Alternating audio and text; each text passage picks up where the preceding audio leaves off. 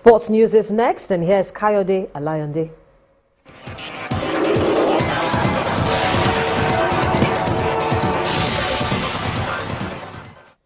Welcome to Sports News. We begin at home.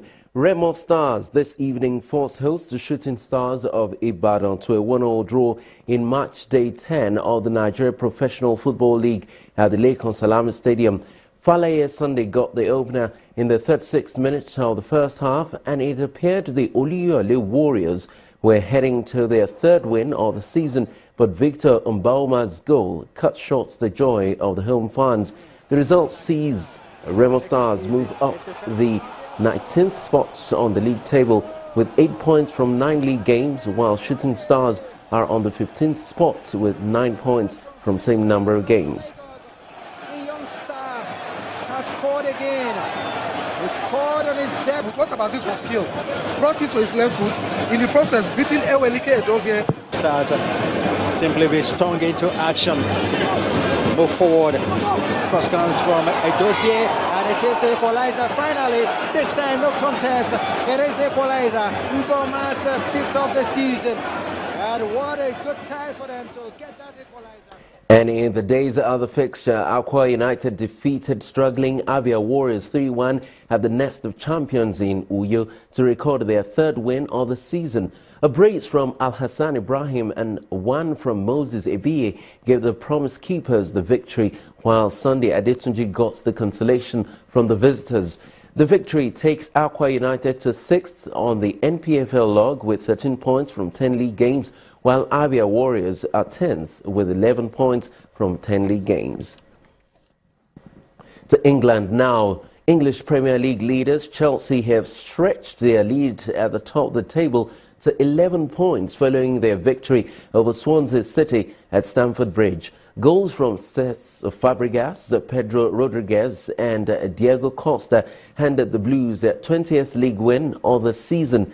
Patrick Van Aanholt scored the winner for Crystal Palace as they moved out of the relegation zone with a 1-0 victory over struggling Middlesbrough. In other games played this evening, Everton stretched their unbeaten league run to 9 games with a 2-0 victory over bottom-of-the-table Sunderland at Goodison Park. West Brom came from behind to hand a 4th straight defeat to struggling Bournemouth. Elsewhere, Real Madrid's manager Zinedine Zidane wants his players to move on from their midweek defeat against Valencia and stay focused ahead of their clash against Villarreal. Real are looking for their first title since they suffered only the second defeat of the campaign under Zidane's side to stay just a point clear of Barcelona going into the weekend's matches.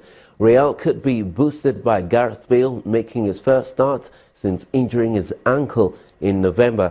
Zidane says that the Wales international, who came on as a substitute against Valencia, is 100% fit for the game.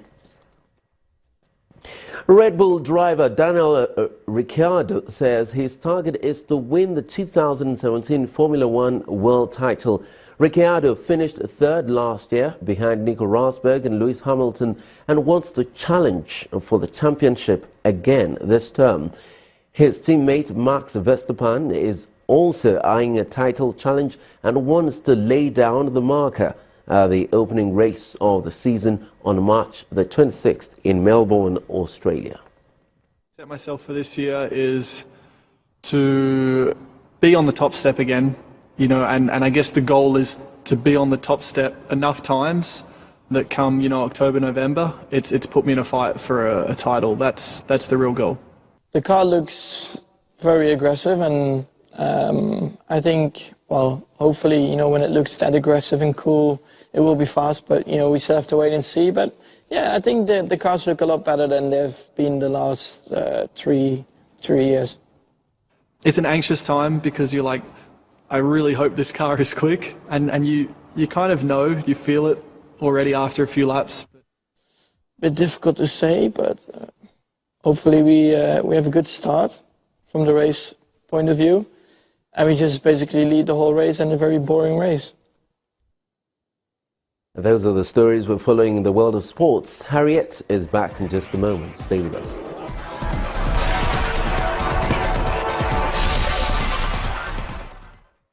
Zimbabwean President Robert Mugabe says he will not impose a successor on his people, even if the ruling ZANU-PF party calls time on him. The 93-year-old, who was joined by thousands of supporters to celebrate his birthday in Matobo, just outside the second biggest city, Bulawayo, insists the party would hold an extraordinary congress to choose a new leader when he leaves office.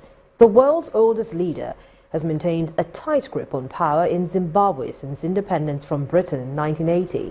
He is due to stand for re-election next year and says ZANU-PF has no viable alternative candidates. Criticisms have continued to trail President Donald Trump's recent comment on media restrictions.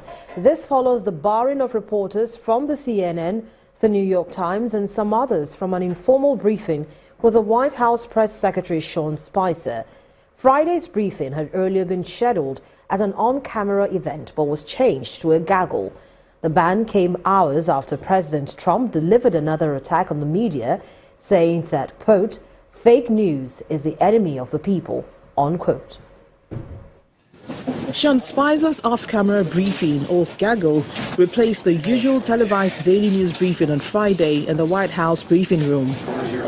However, the White House press secretary did not say why some news organizations were excluded, a decision which drew strong protests. Off-camera gaggles are not unusual, as the White House often invites hand-picked outlets for briefings, typically for specific topics. But briefings and gaggles in the White House are usually open to all outlets, and they are free to ask anything.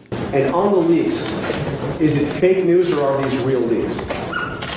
The news is fake.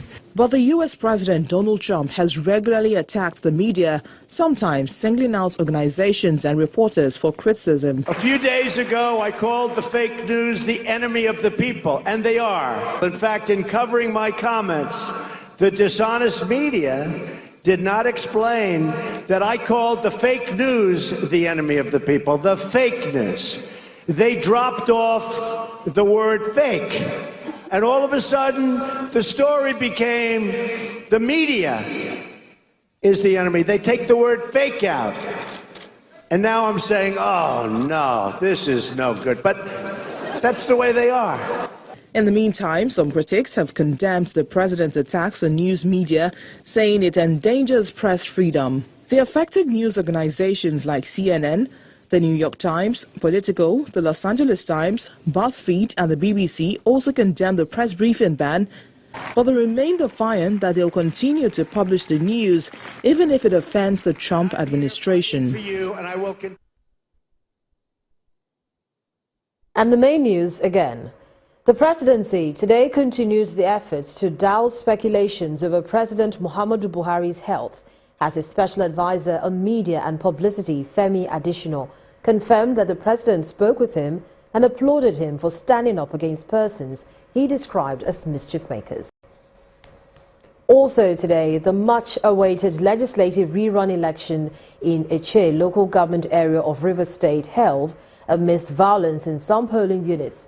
INEC has vowed to end the rerun polls despite the hitches recorded. And that's it on the news at 10 tonight. Many thanks for staying with us. I'm Harriet Agbini. Have a good night and enjoy your weekend.